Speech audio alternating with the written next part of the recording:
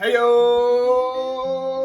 guys and gals, we are back with another week of gentleness. Today, we are going to be talking about our gentle words. We're going to be talking about our gentle words. So my question to you is, what words would you never say? Would you ever say, or how about, maybe you would never even say. Okay, don't worry, I didn't actually say anything bad, but what if I did? You would think that's pretty crazy, wouldn't you? In fact, the first time I ever did say a bad word, it was right in front of my mom. I didn't mean the word in a bad way. I was just saying the word because I had read it earlier, but it still really hurt my mom that I said that word. In fact, one word can ruin an entire relationship. It can hurt somebody and not make them feel very good. Just like how one match could burn down an entire building if you set it in the right spot.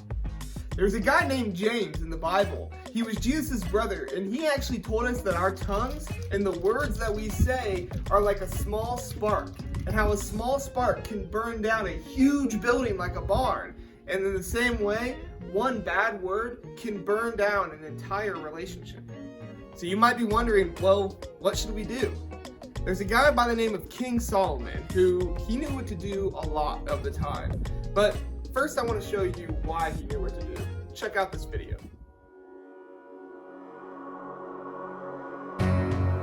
Many years ago, there lived a king named Solomon.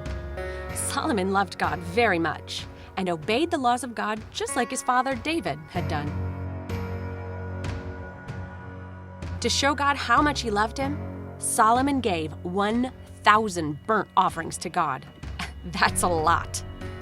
God must have been very happy with Solomon's offerings, because later on that night, God came to Solomon in a dream. Solomon, ask for anything you want, and I'll give it. Now, Solomon could have had anything he wanted. He could have asked for gold or jewels or more power or even more wishes, but he didn't. God, you have been kind and loving to my father David when he was king, and because of that love, you've made me king now. But I'm so young, and I have no wisdom or experience. There's so many people to lead. Give me wisdom so that I can judge your people fairly between right and wrong.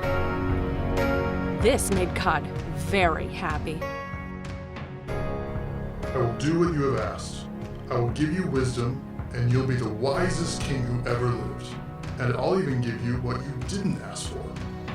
You'll be rich and famous. No other king will compare with you for the rest of your life. And if you follow me with all of your heart, just like your father David did, I'll give you a long life. After that, Solomon woke up and realized it was a dream. And everything happened just as God said it would. Solomon became the wisest king to have ever lived, all because he asked for wisdom from God above anything else.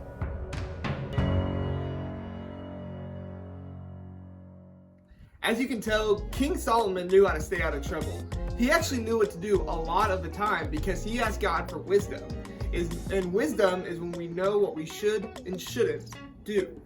In Proverbs chapter 15, verse 1, King Solomon says this: "A gentle answer turns anger away, but mean words stir up anger."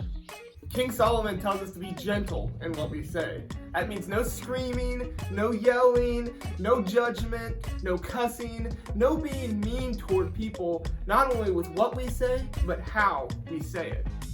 I think the best way to put it is that you should be choosy when you're choosing what words to say. So if we want to be gentle with our words, we need to be choosy of what we say and throw the mean words away. Thanks for joining me today, guys. I hope you got something out of this. Make sure you talk to your parents about what you've learned today, and I hope that you will choose to use gentle words and not mean words when you talk with other people.